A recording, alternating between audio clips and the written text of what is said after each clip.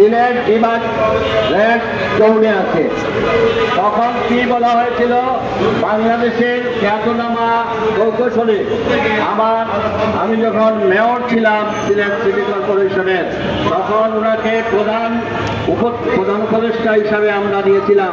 উনি আমাদের অ্যাডভাইজার হিসেবে গিয়ে গ্রহণ করেছিলেন যে সিলেটকে এই 8 উইকেট থেকে বাঁচতে গেলে আমাদের সারফেস ওয়াটার প্রয়োজন। কোনো অবস্থাতে আমরা যেন এই টিউবওয়েল প্রোডাকশন টিউবওয়েল না দেই, তাতে করে যদি আল্লাহ না করুক কোনো ভূমিকম্প হয় তাহলে এটা কিন্তু মারাত্মক ক্ষতি সাধন করবে। আমাদের সেই ফেসিলিটি কেউ রক্ষা করতে পারবে না। আমাদেরকে সেই সারফেস ওয়াটারের জন্য আমরা যখন পুরা সিলেটে ডিপিপি ফাইনাল করে ওয়াটার ট্রিটমেন্ট প্লান্ট যে সব কিছু ফাইনাল হয়ে গেল, তখন তৎকালীন আওয়ামী সরকারের ওইখানে স্থানীয় সরকার মন্ত্রী লিখে দিলেন সিলেটে নাকি ওয়াসা হলে করে এই প্রজেক্ট হবে।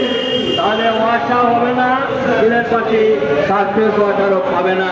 আজকে সিলেটের আপনারা জানেন যে সিলেটের ওয়াটার লেভেল এতই নিচে গিয়েছে, কারণ সিপাহী মুখের পানির কারণে